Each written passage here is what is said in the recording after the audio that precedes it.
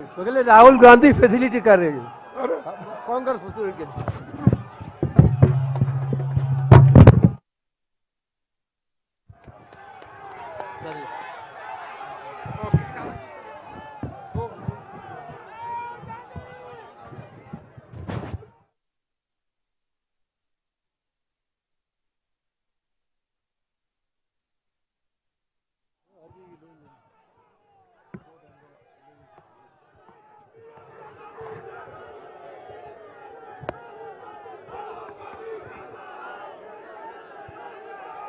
हटा लो,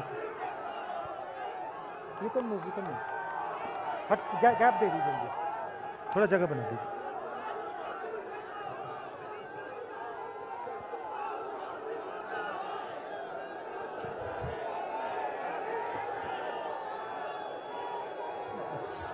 स्टेज पे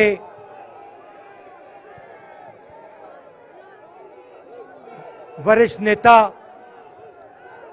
कांग्रेस पार्टी के वरिष्ठ नेता, विपक्षी दल के वरिष्ठ नेता, हमारे प्यारे कार्यकर्ता, भाइयों और बहनों, प्रेस के हमारे मित्रों, आप सबका यहां बहुत बहुत स्वागत।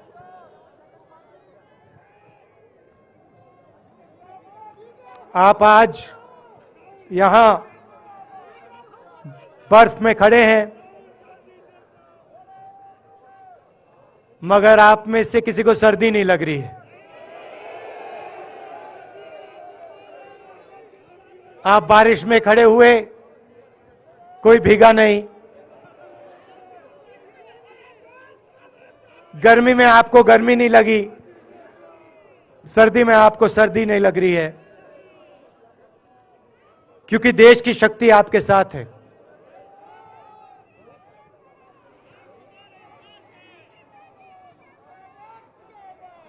प्रियंका की बात मैं सुन रहा था।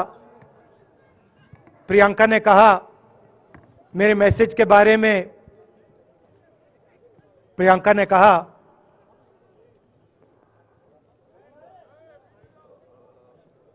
नॉर्मली होता नहीं है, मगर मेरे आंख में आंसू आए।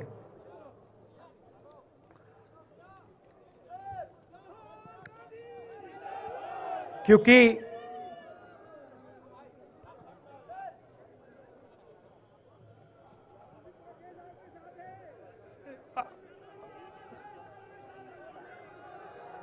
मैं कन्याकुमारी से चला, शुरुआत की और पूरे देश में हम पैदल चले। मैं सच बताऊं, आपको अजीब लगेगा, मगर मैं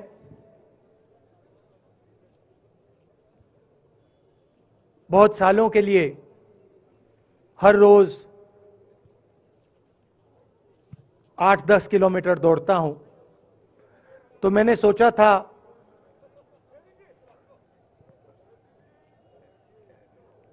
देश कन्याकुमारी से कश्मीर चलने में इतनी मुश्किल नहीं होगी। मेरे दिल में था कि आसान होगा, फिजिकली मेरे लिए ये मुश्किल काम, मैंने सोचा था मुश्किल काम नहीं होगा। शायद मैं काफी वर्जिश करता हूं, थोड़ा सा अहंकार आ गया, जैसे आ जाता है।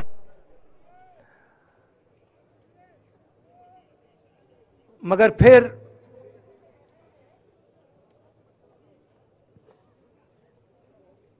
बात बदल गई। जब मैं छोटा था,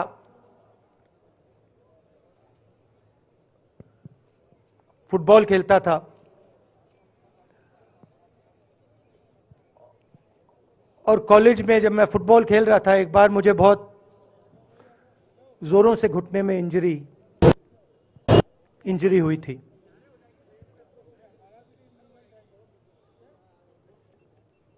मैं उसको भूल गया था।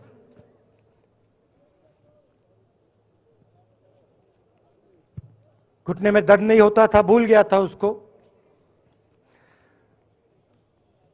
दर्द गायब हो गया था। मगर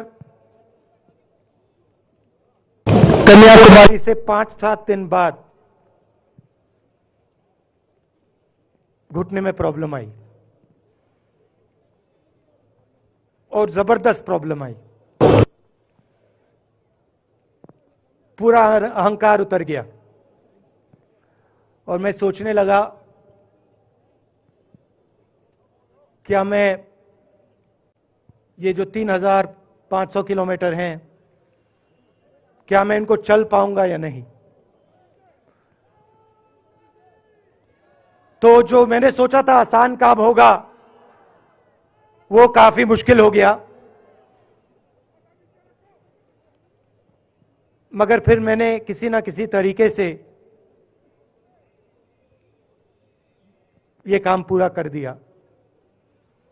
बहुत कुछ सीखने को मिला, बहुत कुछ सीखने को मिला। मैं आपको बोलूं तो दर्द सहना पड़ा काफी, मगर सह लिया। रास्ते में एक दिन मुझे दर्द हो रहा था, काफी दर्द हो रहा था, और मैं सोच रहा था अब 6-7 घंटे और चलने हैं।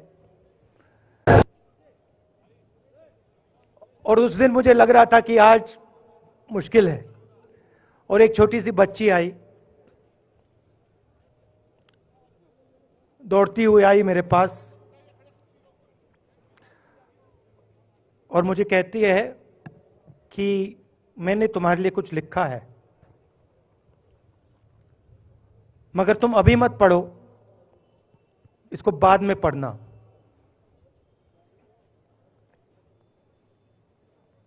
और फिर वो मुझे गले लग के भाग गई। फिर मैंने सोचा अब पढ़ता हूं क्या लिखा है।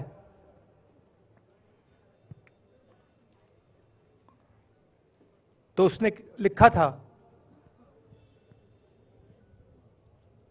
कि मुझे दिख रहा है कि आपके घुटने में दर्द है, क्योंकि आप जब उस पैर पे वजन डालते हो तो आपके चेहरे पे दिखता है कि दर्द है। मगर मैं आपको बताना चाहती हूं कि मैं आपके साथ कन्याकुमारी नहीं चल सकती हूं, क्योंकि मेरे माता पिता नहीं चलने दे रहे हैं। मगर मैं दिल में आपके साथ, आपके साइड में चल रही हूं, क्योंकि मैं जानती हूं कि आप अपने लिए नहीं चल रहे हो, आप मेरे लिए चल रहे हो, और आप मेरे भविष्य के लिए चल रहे हो। और उसी सेकंड में, पता नहीं अजीब सी बात है, उसी सेकंड मेरा दर्द उस दिन के लिए गायब हो गया। दूसरी बात, मैं चल रहा था और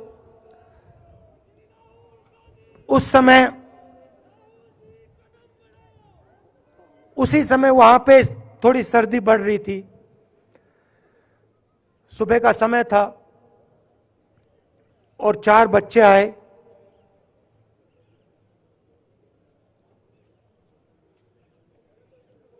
पता नहीं कहना चाहिए या नहीं।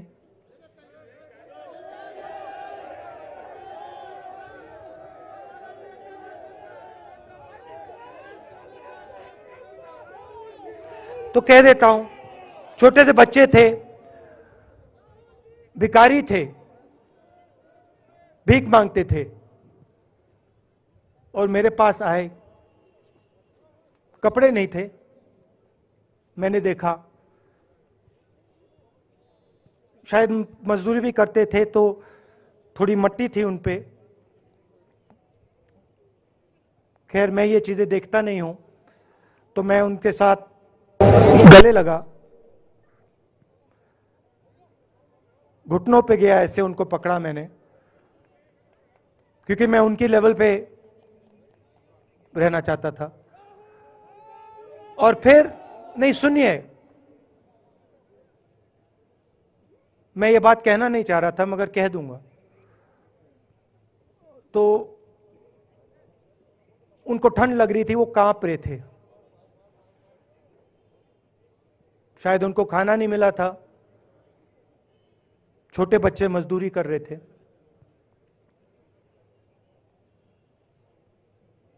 तो मैंने सोचा कि अब अगर ये स्वेटर नहीं पहनते हैं, अगर ये जैकेट नहीं पहन रहे हैं, तो मुझे भी नहीं पहनना चाहिए। मगर मैं झिझका क्यों आपको बताना चाहता हूं, मैं झिझका क्यों आपको बताना चाहता हूं। जब मैंने ये खत्म किया, मैं चल रहा था, तो हमारे साथ एक व्यक्ति थे, उन्होंने मेरे कान में बोला, राहुल जी, ये बच्चे गंदे हैं, इनके पास आपको ऐसे जाना नहीं चाहिए। तो मैंने उनसे कहा, वो आपसे और मुझसे दोनों से साफ हैं।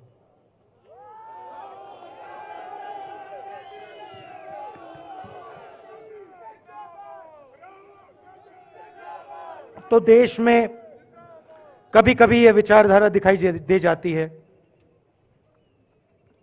दूसरी बात आपको बता देता हूं, शायद लोगों को अच्छी ना लगे। जब मैं चल रहा था, आपने देखा होगा कि बहुत सारी महिलाएं रो रही थी। आपने देखा? आपको मालूम है क्यों रो रही थी? नहीं, उसमें से बहुत सारी महिलाएं इमोशनल थी, मुझसे मिलकर रो रही थी। मगर उसमें बहुत सारी ऐसी भी महिलाएं थी जिन्होंने मुझे बोला कि उनके साथ बलात्कार हुआ है, उनको किसी ने मोलेस्ट किया है, उनके किसी रिश्तेदार ने उनको मोलेस्ट किया है।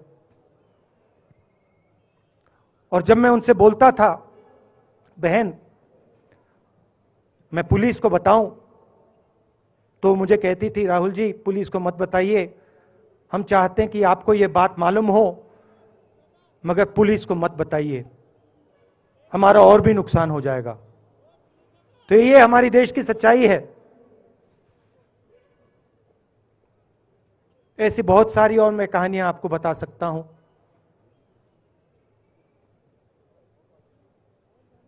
तो फिर मैं कश्मीर की ओर आ रहा था और मैं सोच रहा था कि इसी रास्ते पे मैं नीचे से ऊपर जा रहा हूं। मैं सोच रहा था कि इसी रास्ते से सालों पहले मेरे रिश्तेदार नीचे से ऊपर आए, सॉरी ऊपर से नीचे आए, कश्मीर से इलाहाबाद गंगा की ओर गए। और मुझे ऐसा लग रहा था कि मैं वापस अपने घर जा रहा हूं।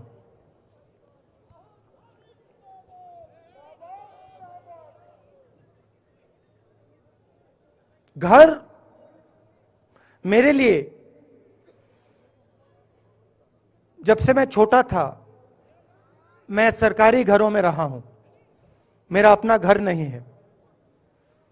तो मेरे लिए घर, जिसको जो स्ट्रक्चर होता है, उसको मैंने कभी घर नहीं माना। वो मेरे लिए, मैं कहीं भी रह लूं, वो एक इमारत होती है, वो घर नहीं होता है। घर मेरे लिए एक सोच है, एक जीने का तरीका है, एक सोचने का तरीका है।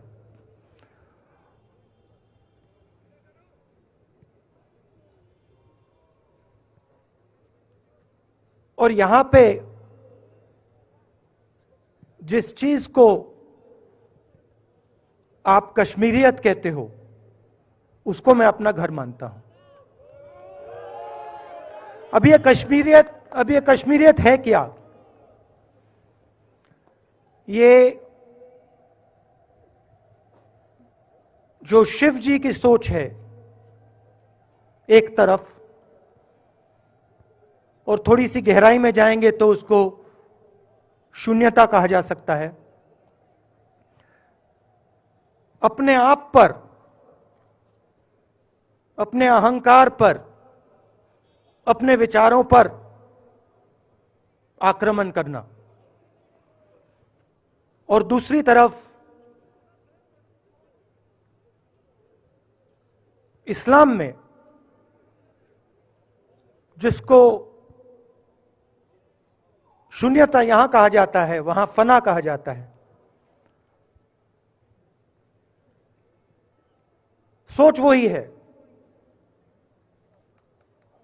इस्लाम में फना का मतलब अपने ऊपर आक्रमण, अपनी सोच पर आक्रमण,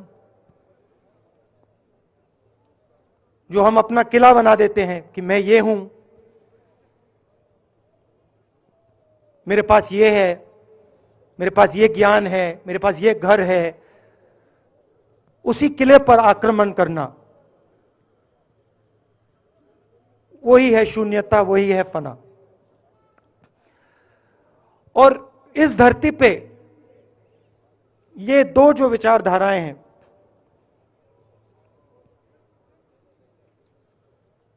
इनका एक बहुत गहरा रिश्ता है, और ये सालों से रिश्ता है, जिसको हम कश्मीरियत कहते हैं। यही सोच बाकी स्टेट्स में भी है। गांधी जी वैष्णव जनतों की बात करते थे, जिसको हम यहां शून्यता, फना कहते हैं, उसको गुजरात में वैष्णव जनतो कहा जाता है। असम में शंकर देव जी ने भी यही बात कही।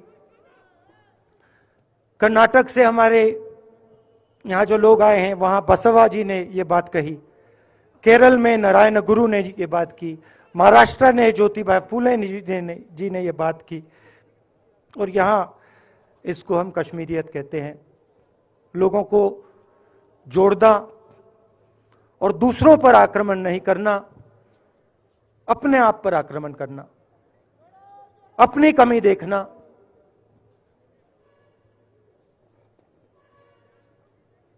मैंने आपको कहा कि मेरा परिवार कश्मीर से गंगा की ओर गया था। इलाहाबाद संगम के बिल्कुल किनारे वहां पास में हमारा घर है।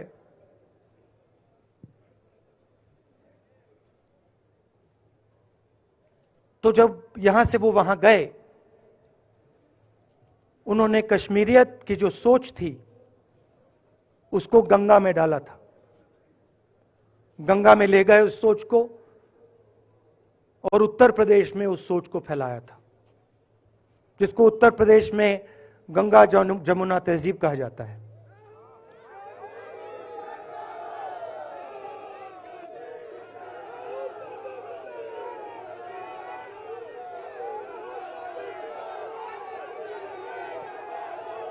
तो उन्होंने, मेरे परिवार ने छोटा सा काम, कोई बड़ा काम नहीं किया। जो आपने उनको सिखाया, जो जम्मू कश्मीर के लोगों ने उनको सिखाया, लद्दाख के लोगों ने सिखाया, क्योंकि उसमें बौद्ध धर्म भी है, उनके पास भी वही सोच, शून्यता की सोच उधर भी है। वो उसको ले गए और उस विचारधारा को, सोच को गंगा में उन्होंने रखा।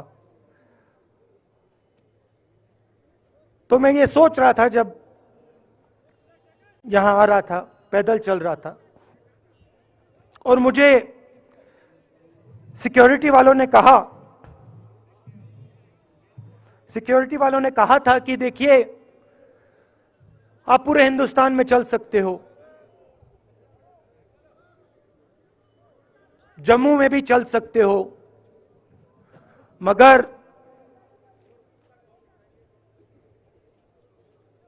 आखिरी जो 4 दिन हैं कश्मीर में आपको गाड़ी से जाना चाहिए।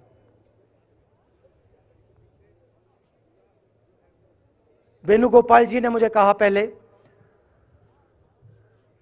और जो ऑर्गेनाइज कर रहे थे उन्होंने कहा, 3-4 दिन पहले एडमिनिस्ट्रेशन ने कहा कि देखिए, शायद डराने के लिए, कि देखिए अगर आप पैदल चलेंगे तो आपके ऊपर ग्रेनेड फेंका जाएगा। तो मैंने सोचा, नहीं सुनिए, मैंने सोचा कि ऐसे करते हैं, मैं अपने घर वापस जा रहा हूं, 4 दिन पैदल चलूंगा, अपने घर के जो लोग हैं उनके बीच में चलूंगा। और मैंने सोचा कि जो मुझसे नफरत करते हैं उनको क्यों ना मैं एक मौका दूं कि मेरी सफेद शर्ट का रंग बदल दें, लाल कर दें।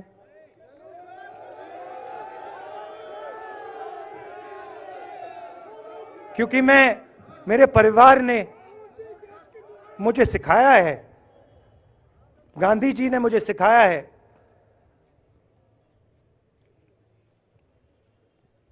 कि अगर जीना है तो डरे बिना जीना है, नहीं तो जीना नहीं है। तो मैंने मौका दिया, मैंने कहा मैं 4 दिन चलूंगा, बदल दो टी शर्ट का रंग, लाल कर दो, देखी जाएगी। मगर जो मैंने सोचा था वही हुआ। जम्मू कश्मीर के लोगों ने मुझे हैंड ग्रेनेड नहीं दिया, अपने दिल खोलकर प्यार दिया, गले लगे।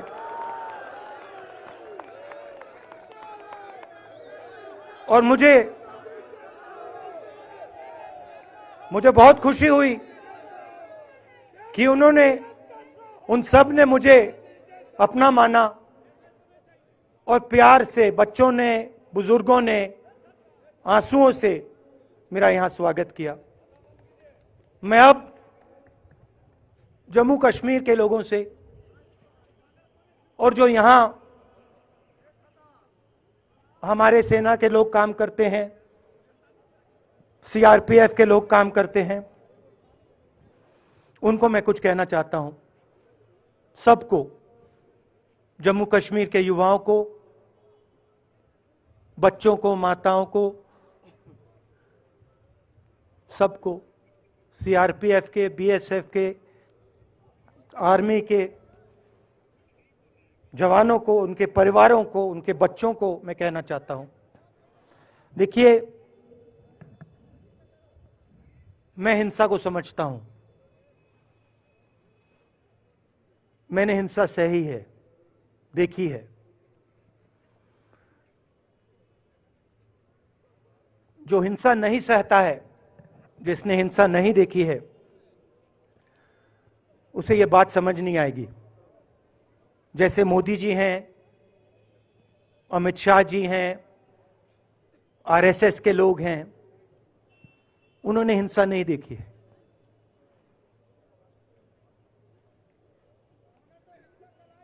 डरते हैं, नहीं डरते हैं, देखिए डरते हैं। यहां पे हम 4 दिन पैदल चले, मैं आपको गारंटी देके कह सकता हूं कि बीजेपी का कोई नेता ऐसे नहीं चल सकता है। और इसलिए नहीं क्योंकि जम्मू कश्मीर के लोग, इसलिए नहीं क्योंकि जम्मू कश्मीर के लोग उनको चलने नहीं देंगे, इसलिए क्योंकि वो डरते हैं। खैर, मैं अपने जम्मू कश्मीर के लोगों को, युवाओं को, बुजुर्गों को और आर्मी के लोगों को, सीआरपीएफ, बीएसएफ लोगों को थोड़ा सा बताना चाहता हूं। देखिए, मैं जब 14 साल का था, स्कूल में था, सुबह ज्योग्राफी की क्लास में था, मैं पढ़ रहा था, सामने बैठा था और मेरी एक टीचर आई, अंदर आई और उसने कहा, राहुल तुम्हें प्रिंसिपल बुला रहा है। मैं बदमाश था, बहुत बदमाश था जब छोटा था। बहन से पूछ सकते हो क्या क्या करता था मैं, अभी भी करता हूं।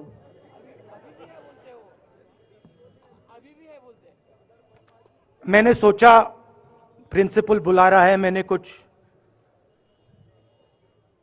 गलती की होगी, अब मार पिटेगी। वहां पे केनिंग होती थी, मैंने सोचा था अब केनिंग होगी मेरी। मगर जब मैं चल रहा था, जिस टीचर ने मुझे बुलाया, उसको देखकर मुझे कुछ अजीब सा लगा। और जब मैं प्रिंसिपल के ऑफिस पहुंचा तो प्रिंसिपल ने कहा, राहुल तुम्हारे घर से फोन कॉल है।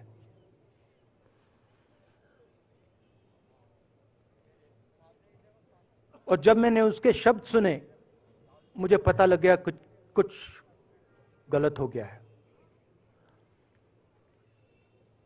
मेरे पैर कांपे और मैंने जैसे फोन अपने कान पे लगाया तो मेरे मां के साथ एक औरत काम करती है, वो चिल्ला रही थी, राहुल दादी को गोली मार दी, दादी को गोली मार दी, दादी को गोली मार दी। 14 साल का था।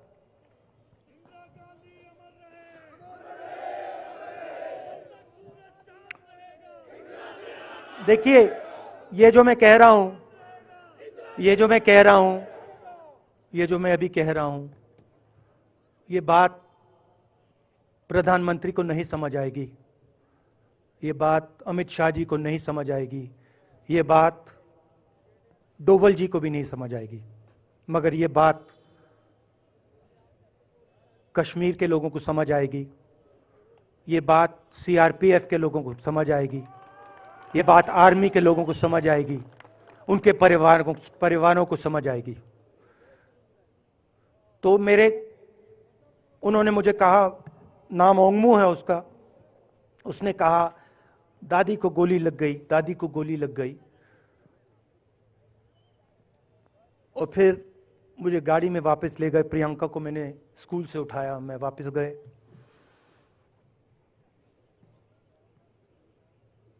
और फिर मैंने वो जगह देखी जहां मेरी दादी का खून था।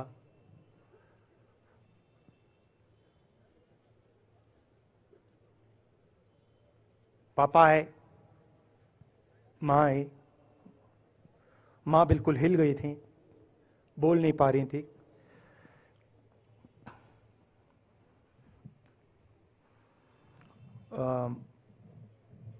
हाँ,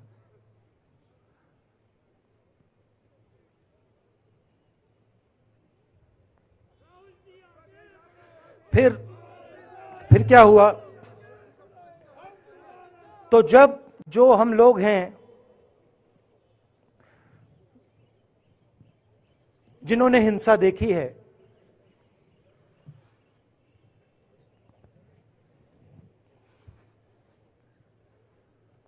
ये जो है ना, इसको हम बिल्कुल दूसरी तरीके से देखते हैं। ये आप सबके लिए टेलीफोन है, ये हमारे लिए सिर्फ टेलीफोन नहीं है।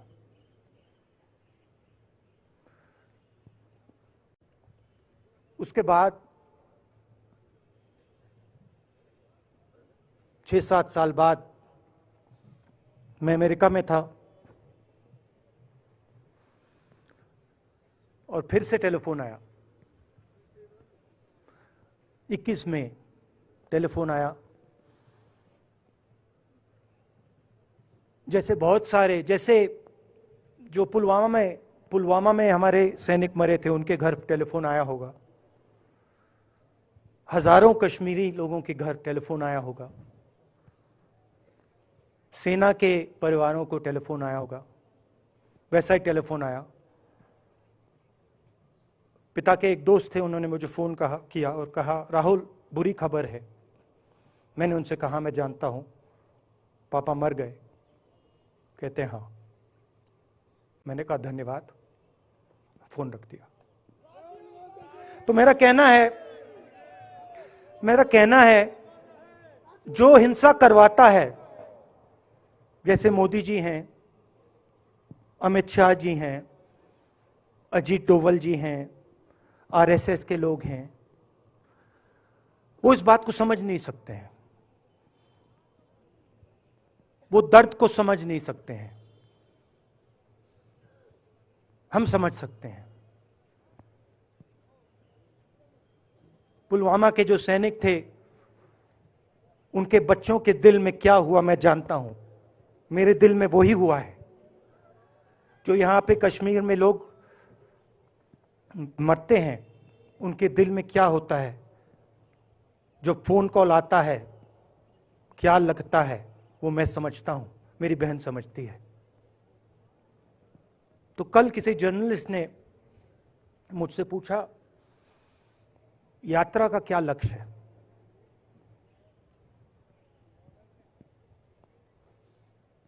कहा कि यात्रा क्या अचीव करना चाहती है, जम्मू कश्मीर में क्या अचीव करना चाहती है। मेरे उस समय दिमाग में आया, मगर मैंने कहा नहीं बोलता हूं, कल भाषण में बोलूंगा। यात्रा का लक्ष्य है कि ये जो फोन कॉल हैं, चाहे ये आर्मी के हों, चाहे सीआरपीएफ के हों, चाहे ये कश्मीर के लोगों के हो, ये फोन कॉल बंद हो जाए।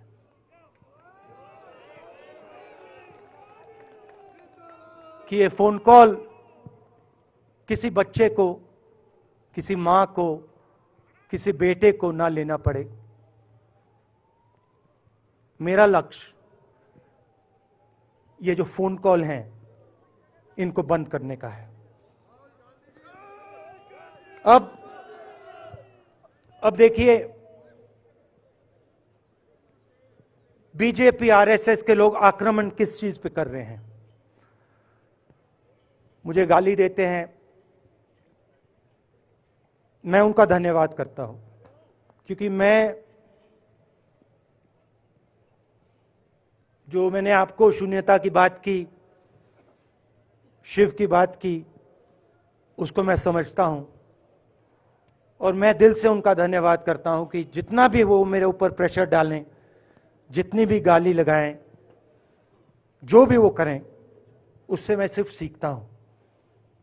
तो मैं एक प्रकार से उनका धन्यवाद करता हूं। मगर जो मैंने आपको बात बोली पहले, चाहे वो कश्मीरियत है, चाहे वो वैष्णव जनतो है, चाहे वो शंकर देव जी हैं, बसवा हैं, नारायण गुरु हैं, तिरुवल्लुवर हैं, जो तमिलनाडु के बड़े पोएट हैं, फूले जी हैं, और जो कश्मीरियत हैं, ये इस विचारधारा पे आक्रमण कर रहे हैं। और ये जो विचारधाराएं हैं, ये इस देश की नींव है, इस देश की फाउंडेशन है। और आपने जो किया, जो यात्रियों ने किया, हम सब ने किया, इस विचारधारा की रक्षा के लिए किया है। मैंने ये काम अपने लिए नहीं किया, मैं ऐसा काम अपने लिए कभी कर ही नहीं सकता हूं। मैंने ये काम हमारे कांग्रेसी मित्रों को ये अच्छा ना लगे, मगर मैंने ये काम कांग्रेस पार्टी के लिए भी नहीं किया है। मैंने ये काम, और हम सब ने ये काम हिंदुस्तान की जनता के लिए किया है। और हमारी कोशिश है कि जो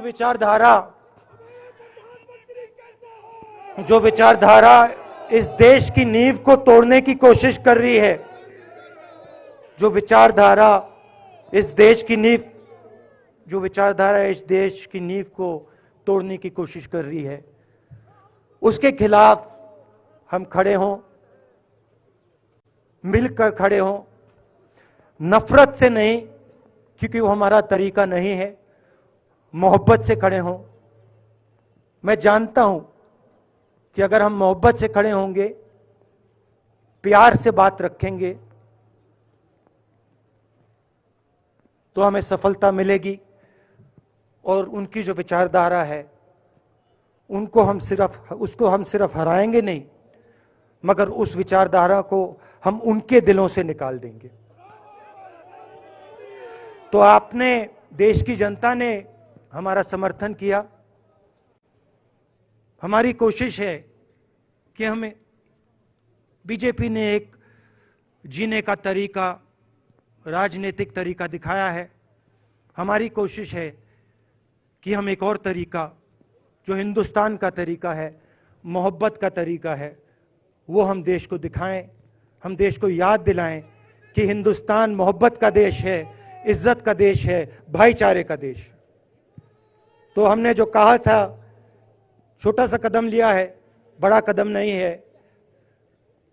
नफरत, गांधी जी को उनके सारे नेशनल ये जो पदयात्री थे, और यहाँ पर आज के मौके पर जो हमारे मेहमान दूसरी पार्टियों से आए थे, उनके लीडरान आए थे, CWC के मेंबरान थे, member parliament, chief ministers, PCC presidents, और जो भी यहाँ आज मौजूद थे, उन सब को शुक्रिया करते हैं और अभी फंक्शन को समापन करते हैं।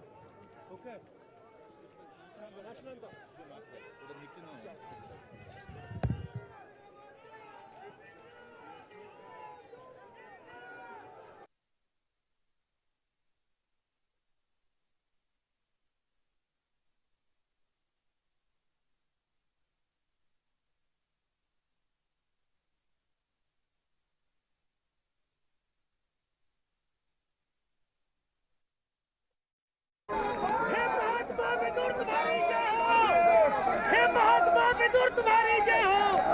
जनगण मन अधिनायक जय हे भारत भाग्य विधाता।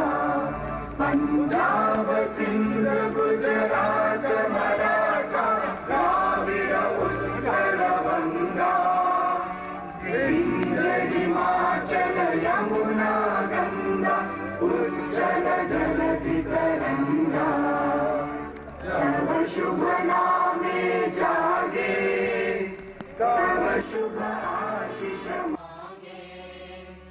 गाहे तव जय गाथा, जन गण मंगलदायक जय हे भारत भाग्य विधाता। जय हे